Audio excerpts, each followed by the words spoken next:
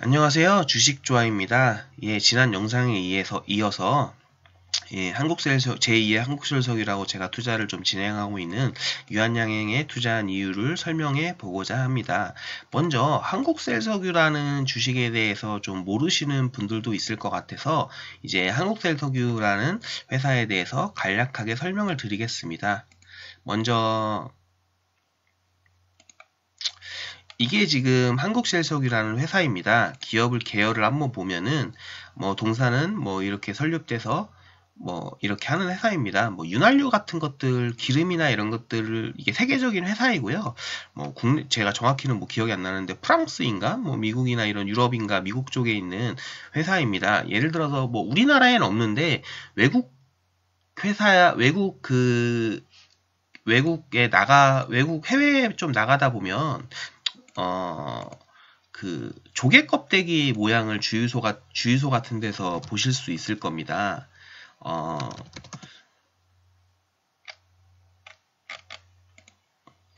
잠시만요. 쉘 석유 이미지로 한번 검색을 해볼까요?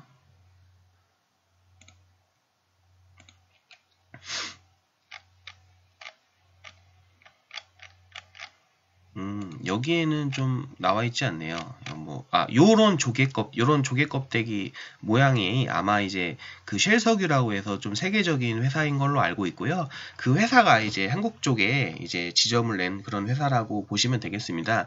근데 이 회사 같은 경우는 지금 솔직히 이거 한국셀석유 같은데 제가 뭐 저도 이제 주주총회 같은 걸 이제 가보진 않았지만 뭐 들리는 이야기에 의하면 한국셀석유 같은 경우는 이제 주주총회 가보면 나이 지긋하신 분들이 많이 이렇게 오신다고 하거든요. 그리고 이제 이 회사 같은 경우는 뭐 옛날에 뭐 증권가 같은 데서 이제 뭐 잘하시는 분들이 뭐 20, 30년 전에 뭐 주변의 사람들한테 추천을 해줘가지고 이런 것들을 좀 많이 사셔가지고 이제 지금까지 보유하고 계셔서 이제 돈을 많이 버시는 분들이 많다. 뭐 이런 좀 미담 같은 것들이나 전설적인 이야기가 종종 전해져 오는 그런 회사입니다. 예를 들어서 이제 이걸 왜 이렇게 투자를 보통 이게 각광받게 됐냐면요. 저 같은 경우에는 이 회사에 이제 투자를 생각을 시작한 게 2011년도에 주식을 처음에 제가 시작을 했는데요. 2011년도 정도에 주식 투자를 했을 때 이제 처음 시작을 했을 때 이제 시작을 했었습니다. 근데 이제 그러면은 뭐 이게 어떤 회사인데 이제 투자를 2011년도 정도에 하려고 했었냐라고 하시면 2011년 정도면 요 정도거든요. 제가 그때 이제 처음 주식 투자를 시작했을 텐데 이 회사 같은 경우는 이거는 그냥 뭐 저도 이제 정확하진 않은 정보인데요. 이 회사 같은 경우는 이제 여기 보시면은 외국인 소진율이 64.74%고요. 아마 이게 대주주가 쉘일 겁니다. 쉘이어서 이제 쉘이죠. 아까 말씀드린 조개 껍데기 그 회사인데 뭐 이렇게 해서 윤활유랑 이런 것들을 파는 회사인데요. 이게 제가 알고 있기로는 우리나라에서 거의 과독점을 하고 있어요. 그래서 대부분의 시장을 이 사람들이 얘네들이 가져가고 있는데 이게 제가 알고 있기로는 이제 쉘이라는 회사가 이렇게 지분 투자를 해가지고 우리나라에서 이런 윤활유나 이런 시장을 많이 이제 잠식을 한 다음에 이제 외국인 같은 이 회사가 이제 여기서 한국에서 벌어들이는 수익을 대부분 다 배당을 합니다. 배당을 해서 이제 자기 나라로 가져가는 거죠. 이제 어떻게 보면은 좀 악독한 기업이라고 볼 수도 있죠. 저희 나라 입장에서는 왜냐하면 이제 한국에서 투자한 돈을 다 이제 뭐 이렇게 배당의 형태로 이렇게 다 가져가니까요. 그리고 이제 아마도 제가 정확히는 모르지만 이렇게 배당의 형태로 가져가게 되면 뭐 그냥 송금하는 것보다 이제 본국에 송금하는 것보다 뭐 아무래도 세금이나 이런 게 좋겠죠. 네, 그러게서 그런 좀 틈새를 저희가 노려서 이제 하는 거죠. 그래가지고 이제 2011년도에 제가 이렇게 투자를 생각을 했었습니다. 그때 이제 주식을 처음 배우기 시작했을 때 이제 그 투자를 고려를 했었습니다. 근데 이렇게 보시면 그때 당시에도 이렇게 되게 좀 뭐라고 할까요? 뭐 지금이야 보면 여기가 저점인데 그때 당시에는 그게 저점이 아니었거든요. 그때 제가 2011년도에 이제 투자를 고민하고 있을 때만 해도 여기가 2011년도면 뭐 여기죠. 여기도 아니군요. 한 이 정도죠. 그러면은 이게 이제 고점에서 내려오지 않습니까? 그러니까 이게 좀 사기가 그렇더라고요. 그때 당시만 해도 잘 몰랐으니까요. 근데 이걸 왜 이때 살려고 고민을 했었냐라고 보시면 2011년도에 지금 주가가 얼마였나요? 보시면 20만원 정도였습니다. 20만원. 뭐 21만원 이런데요. 2011년도에 20만원이었죠. 그러면은 이제 이게 지금 뭐 10년치 제가 여러 번 말씀드렸듯이 10년치 I투자 이런 것들 10년치 재무제표를 보려면 이 I투자에 들어오셔서 보면 됩니다. 그러면 이렇게 연간으로 보면 여기 지금 주당 배당금이 보이시나요? 주당 배당금이 보면 2019년부터 시작해서 거의 2만원대에 배당을 하고 있습니다. 변하지 않죠. 뭐 2008년에 아마 뭐 우리나라도 어려웠고 세계적으로 어려웠으니까 이렇게 6,000원으로 준 것 같고요. 그냥 뭐 18,000원, 17,000원 이런 경우도 있었지만 이제 이 정도의 계속 가격대를 보였다고 생각을 하시면 됩니다. 그러면은 어떻게 보면은 이제 지금 보시면 뭐 이게 여기에는 지금 4%, 4.2%, 4.7%, 4.3% 나오는데요. 이거는 그때 이 주가를 배당했을 때의 주가고, 예를 들어서 일단 매년 2만 원씩 정도의 그 배당을 한다고 기억을 하시고요. 보시면 만약에 내가 이때가 이제 20만 원이었으니까 만약에 2만 원이면 대략적으로 몇 프로입니까? 뭐 조금 안 되지만 10% 정도의 배당을 하지 않습니까? 그러니까 저는 이때 생각을 한 게 뭐였냐면 제가 그때 사회초년생이었는데 사회초년생이고 이때 제 금리는 잘 기억이 안 납니다. 왜냐하면 제가 뭐 금리 같은 걸 신경 쓸 정도로 주식을 막 하진 않았고 뭐 집 같은 것도 이제 뭐 사회초년생이니까 이제 주식만 조금 하고 있을 때라 금리 같은 건 잘 모르겠습니다. 아니 뭐 그렇게 엄청 높은 금리는 아니었던 것 같아요. 근데 제가 이때 생각했던 게 뭐냐면 이때 제가 사회초년생이 되면서 생각을 했던 게 아니 이게 오피스텔 같은 경우도 그때도 뭐 1억짜리 오피스텔이면 내 돈 1,000만 원, 2,000만 원 갖고 8,000만 그러니까 예를 들어서 1억짜리 오피스텔이면 내 돈 2,000만 원을 투자해서 계약금과 이런 걸 걸고 이제 8천만 원의 예를 들어서 뭐 3, 4천만 원, 3천에 뭐 40, 뭐 또는 4천에 50, 뭐 예를 들어서 이런 식으로 월세를 주고 내 돈 2천만 원에 또 이제 그 주택을 담보로 한 3천만 원을 대출을 받아서 한 5천만 원을 만들고 그리고 이제 나머지 5천만 원이나 뭐 3천만 원은 그 사람한테 월세를 사는 사람한테 보증금으로 받아가지고 이렇게 매수를 한 다음에 이제 월세를 받고 그러면 내가 월세를 받지만 이제 그 세금을 내지 않습니까? 세금을 내가지고 그러니까 세금이래. 대출이자를 내지 않습니까? 그럼 그 차액으로 뭐 돈을 버는 그런 투자나 이런 것들이 유행을 했었거든요. 뭐 지금도 아마 아실 겁니다. 이건 뭐 대부분 아시는 얘기여서. 그러니까 뭐 실제로는 내 돈 2천만 원만 있으면 오피스텔을 담보로 한 3, 4천만 원 대출을 받고 또 거기에 또 이제 세입자에게 3, 4천만 원 대출을 받아서 집을 일단은 사서 잔금 대출이나 이런 것들을 치르고 그 내가 대출받은 대출 이자와 월세에서 발생하는 차익을 이제 제가 먹는 거죠. 이런 것들이 되게 좀 유행을 했었거든요. 아니 뭐 지금도 유행이고 그때는 그런 것들이 이제 뭐 얘기를 많이 했었는데 저는 생각한 게 물론 이때도 초보였지만 아니 1억이라는 돈이 있으면 뭐 그렇게 해봤자 기껏해야 뭐 2, 3%? 많이 먹어야 4% 이렇게 먹을 건데 여기가 1억이 투자하면 이거는 2만 원씩 배당을 주고 그 배당금이라는 것도 뭐 예를 들어서 줬다 안 줬다 하면 모르겠지만 매년 져왔지 않습니까? 거의 10년 가까이. 아니 10년은 아니어도 그때 2011년에 봤을 때도 이렇게 계속 뒤에도 많이 줬었습니다. 그래서 이제 2만 원으로 늘린 상태에서 이렇게 계속 주고 있고 그런데 그럼 차라리 1억을 여기 투자하면 예를 들어 내가 1억을 은행에 빌려봐도 예를 들어서 4%라고 쳐도 4%씩 이자를 준다고 쳐도 난 10%를 받으니까 6%를 먹는 거 아닙니까? 그러니까 1년에 1억을 벌어오면은 1년에 6%씩 먹는 거죠. 그래서 그때 이때 이거 돈을 대출을 받아서 이걸 해봐야 되나 이런 투자를 생각을 했었거든요. 이때 저도 그래도 대기업에 뭐 신입사원으로 입사를 했기 때문에 대출 같은 걸 받으면 좀 뭐 있는 돈이랑 해서 하면은 뭐 될 수도 있었으니까요. 근데 이런 고민을 하다가 이제 뭐 결혼을 하게 돼가지고 뭐 또 있는 돈을 다 이제 뭐 결혼 자금에 써서 했었는데 뭐 이렇게 갔죠. 이렇게 갔는데 뭐 지금 보시면 뭐 이러실 수 있습니다. 야, 뭐 20만 원에 사서 뭐 10년 들고 있었는데 뭐 이렇게 32만 원이면 물론 이제 3배 60만 원까지 간 적도 있지만 30만 원이면 뭐 한 50%인데 별거 아닌 거 아니냐? 10년 들고 있었는데 근데 배당이 계속 나왔지 않습니까? 배당이 20만 원 기준으로 배당이 10번 나왔다고 치면 벌써 100%니까요. 20만 원 기준으로 10번 나왔다고 쳐도 그게 벌써 배당으로만 원금이 끝난 거 아닙니까? 거기에 이제 시세 차익은 덤으로 있었고요. 그러니까 뭐 이게 참 각광받는 주식입니다. 근데 이게 뭐 이게 지금 현재 상태에서 앞으로도 좋을 거다. 이건 뭐 그거는 저도 잘 모르겠습니다. 그거는 잘 모르겠고요. 어쨌든 이런 개념이 한국셀석유라는 회사인데요. 근데 이제 제가 그러면 이제 유한양행을 왜 투자하게 됐냐? 이제 글을 한번 제가 이게 예전에 2017년 12월 22일이네요. 이렇게 했던 글을 한번 올렸었는데 이제 보시면 여기 뭐 이렇게 여러 가지 뭐 길이 있음이 뭐 그 내용을 썼습니다. 뭐 긍정적 관점에서 작성한 글이니까 추격 매수를 하지 말라. 뭐 하루 보여드리고 삭제하겠다. 왜냐면은 뭐 이런 것들을 썼었고요.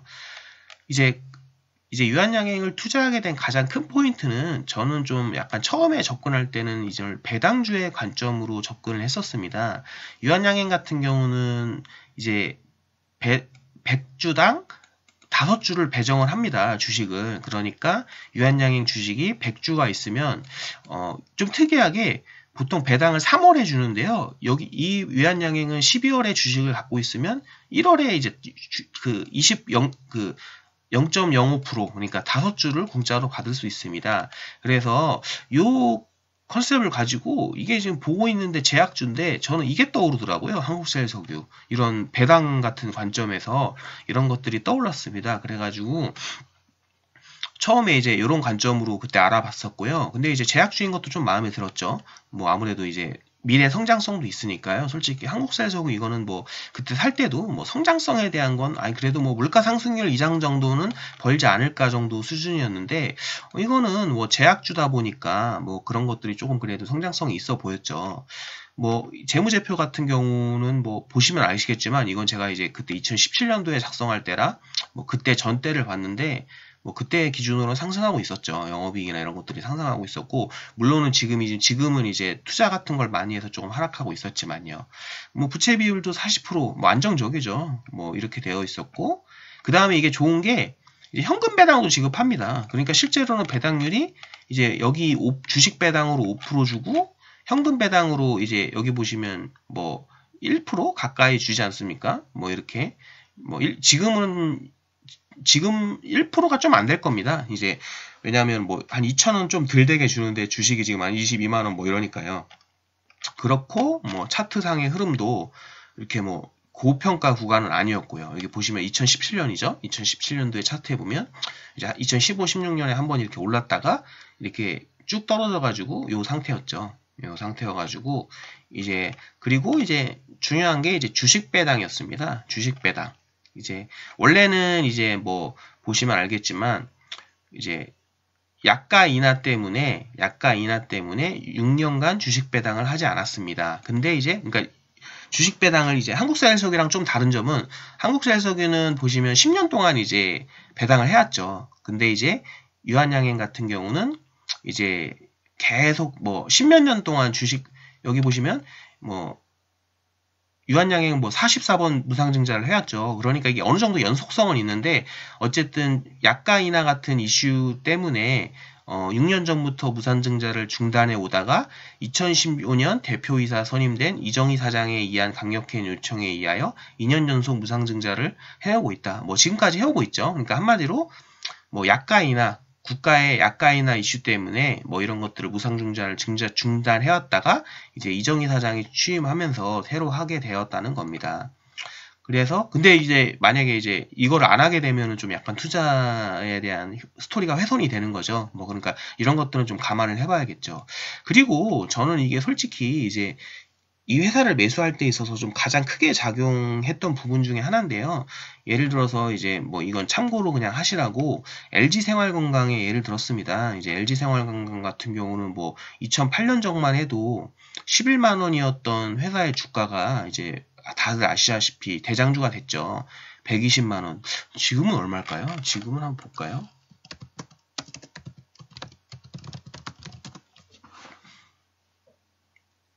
지금도 비슷하네요. 125만 원. 아무래도 이제 경기가 안 좋다 보니까 뭐 올랐다가 또 이제 떨어지는 것 같습니다. 어쨌든 이렇게 되는데 이제 보면은 여기 보면은 2005년 뭐 2005년 이 기사 보면 2005년 정도에 보면은 LG생활건강 회사가 이제 취임 초기에 이제 LG생활건강은 취임 초기에 뭐 이렇게 해서 이렇게 계속 이제 사들였죠. 사장이 이렇게 사장님이 사셔가지고 이제 그 이후에 이제 주가가 이제 언제 사셨죠? 이제 2005년이나 뭐 이렇게 사셨죠. 아마 이게 저도 이제 이런 기사들을 좀 읽었었는데 이때 이제 차 사장이나 이런 분들이 취임을 하시고 회사에 대해서 이렇게 회사도 약간 좀 체질이 변하고 사람들의 트렌드 같은 것들이 좀 변하면서 LG생활건강 같은 경우도 많이 이슈가 돼서 이제 트렌드가 됐죠. 뭐 건강이나 뭐 화장품 이런 것들이 패러다임이 바뀌면서 많이 상승을 했었습니다. 근데 이러한 것들을 솔직히 우리가 이제 저희가 따로 공부를 해서 알 수도 있지만 어떻게 보면은 회사의 대표인 이런 부분들이 이렇게 자신감 있게 이렇게 뭐 이렇게 몇 억씩 이렇게 매입을 하는 것은 이제 어떻게 보면 좋게 볼 수도 있습니다. 뭐 어떻게 그러니까 이런 것들이 뭐 근데 이제 그거는 구분을 하셔야죠. 회사의 대표가 그냥 뭐 돈 1,000만 원, 2,000만 원 또는 그냥 조금의 소량의 돈을 이렇게 사가지고 그냥 생색내기용으로 회사 문제 없다라고 하는 건지 이제 그런 것들은 좀 공부를 하셔서 지켜보셔야죠. 그래서 이제 이런 이슈와 뭔가 비슷하지 않냐 이런 것들에 대한 생각을 이제 말씀드렸습니다. 그러면 이제 유한양행 같은 경우는 어땠나 이렇게 보시면 그 밑에 글은 유한양행 대표가 이제 취입을 한 2015년도부터 이렇게 계속해서 주가를 매입을 하고 있다는 이런 것들을 이제 저희가 설명을 드렸습니다. 보면은 뭐 2015년에도 보면은 26만원 뭐 더 비싸게 사신 거죠. 지금 가격보다 보면은 이렇게 주식을 매수하셔가지고 계속해서 이제 사고 계신다는 설명을 들었습니다. 이때 좀 제가 재밌었던 게 제가 그 말씀드리는 게 이런 거 아닙니까? 그러니까 뭐 새로 취임을 하셔가지고 회사 주가가 계속 떨어져서 생색내기용으로 주식을 매입하실 수도 있다. 근데 이제 주가가 몇 개죠? 이제 이때만 해도 주식 수가 한 4,000개 정도 되죠. 이제 4,000개를 대충 20만 원 정도에 사셨다고 하면 한 8억 정도 되지 않습니까? 그러면서 제가 이제 좀 찾아본 거죠. 이제 연봉이 이제 한 6억 정도 되시는데 연봉이 한 6억 정도 되시는데 한 8억 정도를 투자하신 거죠.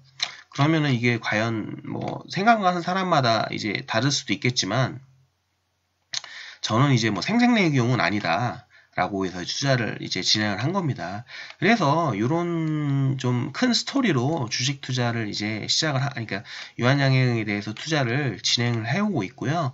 이런 과정에서 이제 제가 이제 처음에 그때 이제 17년도에 투자를 조금 이제 하면서 그 이후로 좀 수량들을 많이 늘려왔습니다. 뭐 저도 이제 한 번에 사는 편은 아니고요. 분할 매수를 하는 편인데 지금 18년, 19년, 2년 정도가 좀 넘게 흘렀던 것 같은데 이 과정에서 뭐 얀센과의 수출 계약도 있었고요. 여러 가지 계약들이 있었죠. 근데 이게 참 재밌는 게 뭐 예를 들어서 진짜 뭐 대부분의 제약회사들이 뭐 제가 보기에는 좀 조그만 계약이나 이런 거가 발생해도 뭐 좀 이렇게 날아가고 하는 경우가 많았는데 유한양행 같은 경우는 제가 있기로는 유한양행 시가총액이 한 3조 정도? 2점 몇 조에 3조 정도밖에 안 되거든요.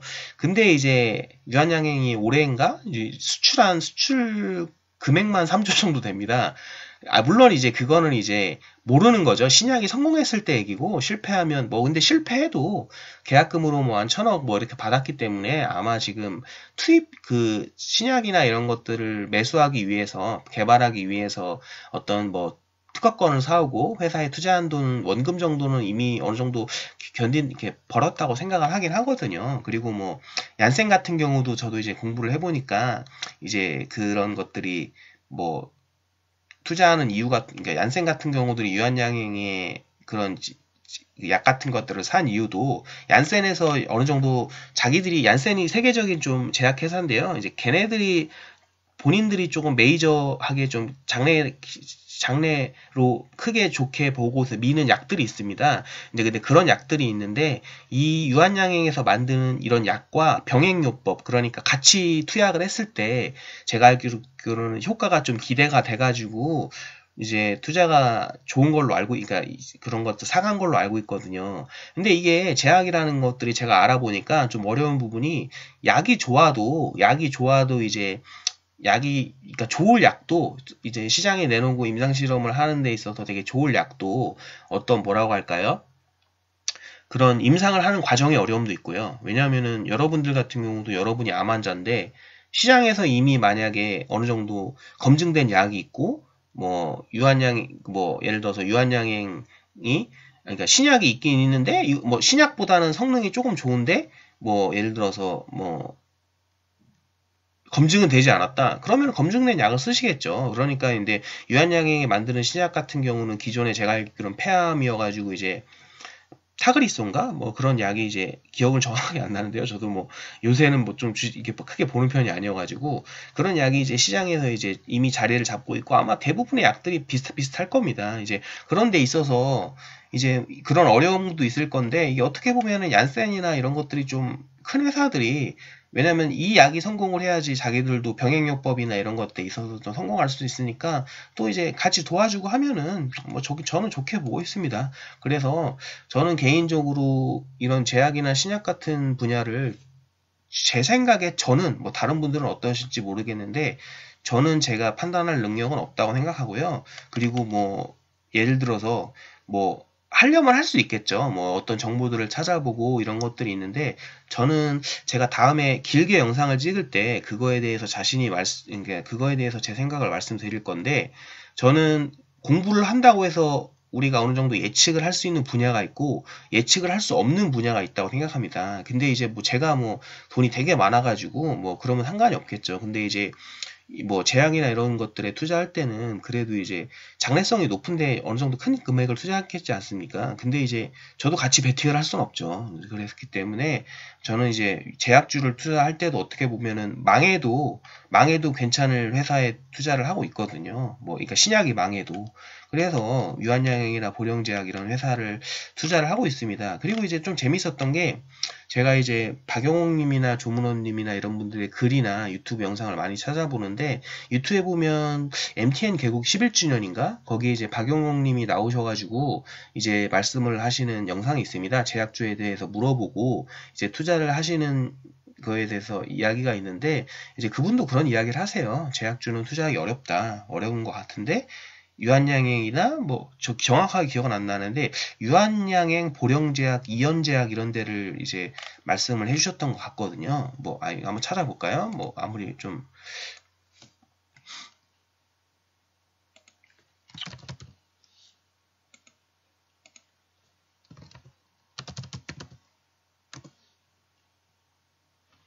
이 영상입니다. 한번 시간이 나실 때 이런 것 여기 맞네요. 보령제약, 이한양행, 유한양행 중 이런 것들을 뭐 추천을 하고 계십니다. 그러니까 뭐 이제 근데 또 이제 또 이렇게 얘기하시면은 이렇게 말씀을 드리면 또 오히려 불안해 하시는 분들도 있을 거예요. 왜냐면은 이제 이게 박영옥 님이 시장에 그런 이미지가 좀 많이 있더라고요. 이제 저는 그게 이제 안 좋은 것들만 보셔서 그러는데 이제 박영옥 님이 사시면 이제 떨어지는 경우가 많기 때문에 이제 뭐 이걸 좋게 봐야 될지 나쁘게 봐야 될지 모르겠는데 저는 되게 좋았던 게 이게 말씀하시는 것들이 이런 것들이 제가 이제 근데 그런 이제 개념이나 투자하게 된 스토리나 이런 것들이 제가 볼 땐 제가 지금 말씀드린 것과 좀 비슷한 맥락이었거든요.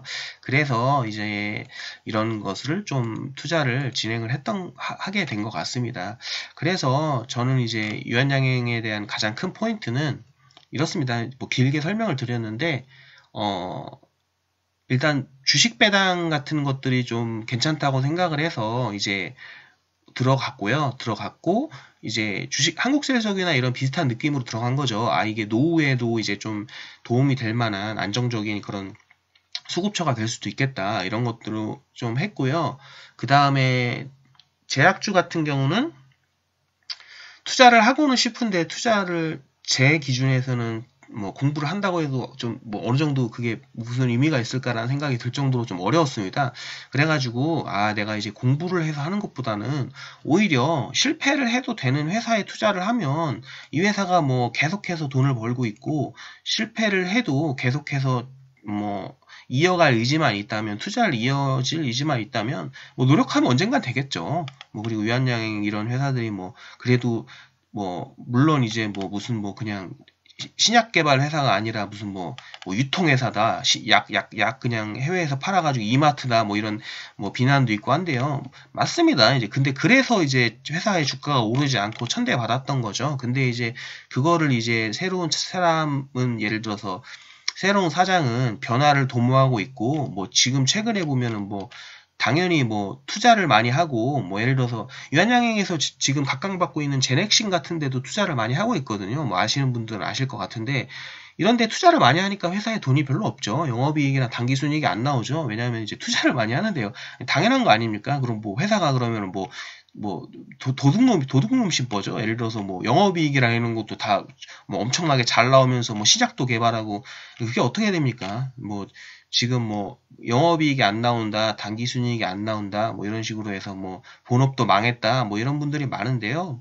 뭐 저는 과도기라고 생각합니다. 이게 뭐 약간, 그리고 이런 과도기를 거쳐서 잘 될지 안 될지는 모르죠. 저도 그걸 어떻게 알겠습니까? 이게 뭐 성공을 할지 실패할지 어떨지는 아무도 모르죠. 근데 뭐 LG생활건강 같은 경우도 2008년 뭐 2007년 이때 이전에 뭐 사장이 이렇게 회사에 어느 정도 자신감을 갖고 이제 뭐 이런 것들이 약을 성공을 하고, 그러니까 이런 것들이 시장에서 LG생활건강이라는 회사가 좀 뭐라고 하죠? 체질 개선을 하고 시장에서의 평가가 달라졌을 때 이제 보시면 주가가 이렇지 않습니까? 그러면은 저도 이제 그런 생각을 하고 있습니다. 과연 유한양행이나 이런 회사들은 만약에 그렇게 성공을 하게 되면, 그러니까 뭐 한마디로 무슨 뭐 지금이야 그냥 뭐 외국에서 약 떼다가 파는 그런 회사다, 이런 무슨 뭐 그냥 뭐 물류회사 같은 취급을 받고 있는데요. 그리고 뭐 하여간 좀 뭐 이 부분에 대해서는 말하기 있는데, 뭐 저는 솔직히 뭐 다른 뭐 신약 만드는 뭐 돈도 전혀 못 벌고 신약만 만드는 회사가 막 6조 7조씩 가는 10조씩 가는데, 그래도 이제 어느 정도 우리나라에서 매출액 기준은 거의 1, 2위고 이렇게 신약도 개발하고 있고, 그 다음에 그런 와중에서도 그래도 나름대로 좀 적어지지만 했지만 영업이익과 당기순이익도 벌고 있는 회사가, 그런 뭐 지금의 제약회사나 신약회사 뭐 아무것도 돈도 못 벌고 있고 신약만 만들고, 물론 이제 그 신약이 더 성공 확률이 높은가 보죠. 저는 잘 모르겠지만 이제 그런 회사들이 10조 뭐 6조, 최근에만 해도 뭐 10몇 조씩 했죠. 근데 이제 붐이 꺼지면서 뭐 6조 7조 갔는데, 뭐 5조 4조 뭐 이렇게 가는 것도 있는데, 뭐 과연 이게 이성적인 시장인가라는 데는 의문이 있습니다. 의문이 있고요. 그 다음에 뭐 예를 들어서 뭐 항상 보면은 뭐 그런 것들 있지 않습니까? 뭐 예를 들어서 다 이제 뭐 다 좋은 얘기만 하잖아요. 뭐 시약 회사를 만드는 회사를 보면은 이게 성공하면은 뭐 파급 효과가 없고, 뭐 얘기만 들어보면은 전 세계를 다 먹어요. 뭐 전 세계 제약 시장을 다 먹죠. 뭐 다 그 약만 쓰고. 근데 뭐 그런 식으로 뭐 만약에 좋게 얘기하면, 뭐 저도 한번 좋게 얘기를 해보면, 유한양행의 시가총액이 지금 3조 정도 되는 걸로 알고 있거든요. 근데 이제 제가 정확하지는 않지만 작년에 그 기술 수출한 금액이 3조입니다. 그러면은 그냥 뭐 긍정적인 가정을 해보자는 거죠. 그게 다 성공을 했을 때는 뭐 거의 당기순이익이 거의 3조가 뜰 거거든요. 아니 왜냐면은 저도 잘 모르겠지만 그게 뭐 신약을 해가지고 하는데 그거 기술 수출 금액인데 거기에 뭐 얼마나 빠지는 게 있겠습니까? 뭐 판매비가 들리는 판관비가 드는 것도 아닐 거고. 그러면은 이게 좀 웃기지 않습니까? 이게 만약 그러면 얼마나 상승을 할까요? 회사가 3조인데 뭐 물론 그 이제 분할로 5년 6년씩 뭐 받고 하겠지만 3조인데 3조를 버는 거죠. 그러면 이게 회사의 가치가 얼마까지 올라갈지는 뭐 모르는 거죠. 근데 뭐 그렇게까지 가진 않겠죠. 물론 제가 이거 말씀드리는 것처럼 뭐 이 회사 이제가 뭐 좀 덩치가 크기 때문에, 근데 덩치가 크다는 말도 좀 웃기네요. 이제 3조 정도에서 덩치가 크다고 생각했는데 뭐 다른 뭐 말도 안 되는 회사가 뭐 8조 10조씩 가니까요. 뭐 아무튼 이런 것들을 가지고 저희가 이제 저는 이제 이쪽에 투자를 진행하게 되었습니다. 그리고 제가 한 가지 말씀드리면, 만약에 그럼 네가 생각할 때는 유한양행이 확실히 있냐? 지금 제가 이제 말씀드린 것처럼 모릅니다. 모르고 근데 제가 그냥 모르고 뭐 제가 말씀드린 것처럼 유한양행이 개발하고 있는 신약에 대해서도 정확히 모릅니다. 잘 모르는데 그 시장에 대해서도 잘 모르고요. 예를 들어서 다른 뭐 회사들이 그렇게 유한양행이 3조밖에 취급을 못 받는데 다른 회사들이 뭐 10조씩 그렇게 받는 이유가 뭐 정말 그럴 수도 있죠. 정말로 걔네들이 개발하는 신약이 더 성공 가능성도 있고 뭐 그 걔네들이 개발하는 신약이 더 이제 뭐 활용 범위가 뭐라고 하죠? 그 시장이 그쪽에 있는 시장이 더 크고 하면은 뭐 그게 충분히 어느 정도 가치가 있다고 생각합니다. 근데 저는 이제 그 부분은 뭐 공부를 할 수도 제 기준에서는 공부를 하고 싶지도 않고 할 수도 없고 해도 별 의미가 없다고 생각을 하기 때문에 안 하는 것이고요. 그래서 유한양행을 투자하고 있고 솔직히 그냥 뭐 배당만 보고 해도 그리고 그냥 본업만 정도 봐도 본업을 보고 그리고 이제 변화하고 있는 이제 시대의 흐름에 맞춰서 회사도 이제 처음엔 전혀 관심이 없다가 이제 어느 정도 바뀌고 있다고 생각하기 때문에 그런 점들만 봐도 투자해볼 만한 가치는 있다고 생각을 해서 투자를 했습니다. 그리고 이제 2년 전에 처음 투자를 하고 있고 이제 그 이후에 계속해서 이제 종목 그 매수를 했죠. 매수를 해가지고 좀 이제 뭐 아무래도 이제 수량이 좀 어느 정도 제 포트에서는 비중이 좀 많이 늘어나게 됐습니다. 그리고 이제 한 가지 말씀드리면 마지막으로 한 가지만 더 말씀드리고 끝나면 여러분도 급락 같은 거 나올 때 기사 같은 걸 좀 잘 찾아보셔야 됩니다. 그러니까 무슨 말이냐면 옛날에 유한양행이 한번 급락이 나왔습니다. 뭐냐면 언제였냐면 최근에 급락이 한번 이때죠. 이때 2018년 11월에 10월인가 11월에 이때 이제 급락이 나왔거든요. 여기 보시면 잠시만요. 2018년 11월 이때쯤에 이렇게 급락이 나왔습니다. 여기 거래량이 엄청 터졌죠. 터지면서 급락이 나와서 바로 반등했거든요. 바로 반등하고 뭐 이랬는데 이때 뭐 기술 수출 뭐 이런 것도 뭐 하고 막 그래서 반등이 나왔던 것 같은데 근데 이게 한 개 기사 하나 때문에 이제 급락이 나왔거든요. 저는 근데 이게 원래 이제 제 친구들 같은 경우도 유한양행 같은 것들을 많이 좀 투자를 하고 있는데 뭐 원래 친구들이 연락 잘 안 하는데 왜냐면 제가 이제 같이 투자를 하고 있고 친구들도 다 같이 개념이기 때문에 이제 이때 연락이 한번 왔었어요. 이거 왜 이러냐? 뭐 이렇게 뭐 무슨 문제 있냐라고 연락 왔는데 저도 이제 회사에서 뭐 잘 모르니까 뭐 주식을 보고 있는 건 아니니까 보고 검색을 해보니까 뭐 영업이익이 이때 뭐 4억인가 떴나? 하여간 뭐 되게 안 좋았습니다. 실적이 말도 안 되게 나와가지고 마이너스 전분기인가 전동기 대비 마이너스 93%가 떴거든요. 근데 이거를 제가 기사를 보니까 좀 이게 여러분들도 이런 걸 좀 같이 보셔야 될 것 같습니다. 이건 뭐 세력이 작업을 한 건지 어떤 건지 뭐 이런 건 잘 모르겠는데 그때 기사를 제 기억에는 이런 식이었습니다. 예를 들어서 영업이익이 원래 100억이 나와야 돼요. 100억이 나왔는데 4억이 뜬 거예요. 그러면은 마이너스 96%죠. 근데 세부 내역을 보면 영업이익이 제가 알기로는 줄긴 줄었어요. 예를 들어서 100억이었는데 80억으로 원래는 줄었어요. 근데 80억이 왜 80억인데 왜 4억이 떴냐? 라고 하면 76억 정도가 뭘 샀어요. 뭐 투자를 했나, 판관 뭐 이렇게 어떤 기술을 샀나, 특허를 지불했나 이랬거든요. 아니 그러면은 그 영업이익 4억이 떨어진 게 아니죠. 아니 여러분이 예를 들어서 300만 원을 그러니까 요번 달에 300만 원 월급을 받고 다음 달에 300만 원을 받았어요. 근데 예를 들어서 여러분이 컴퓨터를 사셨어요. 200만 원짜리. 200만 원짜리 컴퓨터를 사셨으면은 이제 100만 원밖에 안 남지 않습니까? 그러면 여러분들이 그 달이 번 돈은 100만 원이신 거예요? 그건 아니잖아요. 왜냐하면은 노트북이라는 같이 그런 제품을 샀고 이제 그런 것들도 다 이제 어떻게 보면 재산으로 돈의 형태에서 그런 형태로 바뀐 거지 뭐 그것들이 영업이익이 뭐 감소됐다 이렇게 볼 수는 없지 않습니까? 돈은 비슷하게 번 거죠. 이제 그런 것처럼 이런 장난질을 많이 칩니다. 아니 장난질은 아니고요. 장난질이라기보다는 기사를 해석하실 때 좀 보셔야 된다고 생각합니다. 그리고 이게 이런 부분들이 저는 뭐 이게 제가 생각할 때는 좀 그런 게 좀 강했는데 제가 볼 때는 좀 이런 뭐 우연일 수도 있는데 이렇게 12월을 앞두고 뭐 이게 며칠이었죠? 11월이면 이제 12월 배당이나 이런 걸 앞두고 뭐 만약에 뭐 좋았겠죠. 뭐 이렇게 뭐 예를 들어서 돈 많으신 분들은 이때 사가지고 이제 12월이나 이렇게 갖고 계셨으면 배당도 먹고 이렇게 했으니까요. 이 뭐 배당 여기 뭐 몇 달만 갖고 있었으면 지금 여기 보시면 1월이면 뭐 이게 23만 원 이렇거든요. 이제 15만 원에서 23만 원에 배당까지 5% 배당이랑 1% 배당까지 받았으니까요.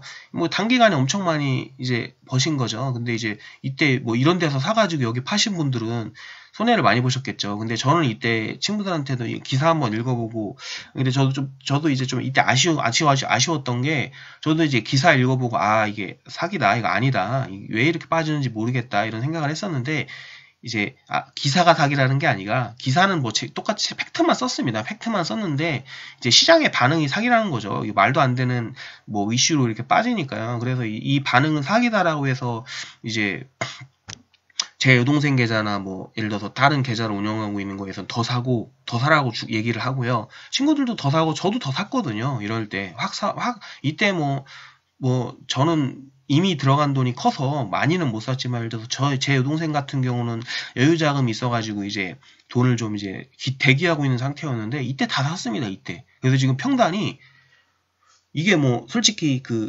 뭐라고 하죠? 이게 저도 이게 무상증자를 받아가지고 그게 희석돼서 그러는지 모르겠는데 평단이 14만 원인가 그렇더라고요. 그러니까 말도 안 되는 금액이죠. 이때 여동생이 투자한 금액은 뭐 평단을 보니까 제가 막 14만 원인가 그렇거든요. 그러니까 이렇게 좋은 종목 보고 계시다가 이런 거에 사셔도 이제 엄청난 겁니다. 뭐 수익률이 말도 안 되죠. 이게 뭐 유한양이 14만 원 오겠습니까? 이게 지금 보면. 뭐 저도 근데 이게 14만 원 이날 찍지도 못한 것 같은데 왜 평단이 14만 원으로 표시되는지는 아마 뭐 증자 때문에 그런 건지 모르겠는데요. 아무튼 그렇습니다. 그래가지고 이제 이렇게 저는 유한양이 투자를 진행하게 됐고요. 영상이 이게 짧게 하려고 했는데 너무 길어졌네요. 이제 36분 정도 됐고요. 이제 다음 영상에서는 이게 솔직히 짧게 영상을 찍으려고 했는데 뭐 이게 또 긴 영상이나 마찬가지가 됐네요. 요렇게 말씀을 드렸고, 제가 다음에서는 제가 이제 유한양이나 이런 것들에 대해서 제약주를 투자할 때 모르는 부분들이 있다고 했고, 그걸 이제 아직도 의문을 가실 수도 있고요. 파악하면 되는 거 아니냐, 뭐 공부하고 하면 되는 거 아니냐라는 생각을 가지시는 분들도 있을 것 같아요. 그리고 솔직히 제약주나 이런 것들을 기존에 공부해 오셨던 분들은 무슨 말이냐, 네가 생각하는 거 넌 공부를 안 해봐서 그렇다, 이렇게 공부를 하면 다 알게 되고 이런 거에 성공 가능성도 어느 정도 예측을 할 수 있다, 뭐 이렇게 생각하시는 분들도 있을 거예요. 근데 이제 그거에 대한 뭐 제약주 쪽에서는 이제 모르겠습니다. 그건 뭐 여러분들이 말이 맞으실 수도 있고 제 말이 틀릴 수도 있는데, 제가 한번 뭐 제약주는 제가 잘 모르니까요. 일하는 분야도 아니고. 그럼 제가 이제 일하고 있는 분야는 건설업이거든요. 건설 쪽 관련된 일을 하고 있는데, 그 예를 들어서 저는 왜 건설업에 빗대서 왜 시장에서 분석하려는 많은 분석이 의미가 없는 행동이고 분석을 할 수 없고 오히려 그냥 그 회사의 명성이나 그런 것들만 가지고 투자하는 게 더 합리적인 선택인지에 대해서 한번 설명을 드리도록 하겠습니다. 그것도 한번 보셔도 이 부분을 이해하시는데 오히려 더 도움이 되실 것 같습니다. 그래서 제가 아마 뭐 유튜브 영상 제목이나 블로그 글 제목은 뭐 건설업의 이해 뭐 이런 것들이나 뭐 이런 것들로 한번 올릴 테니까 한번 그 영상을 보셔도 좋을 것 같습니다. 예, 이상입니다.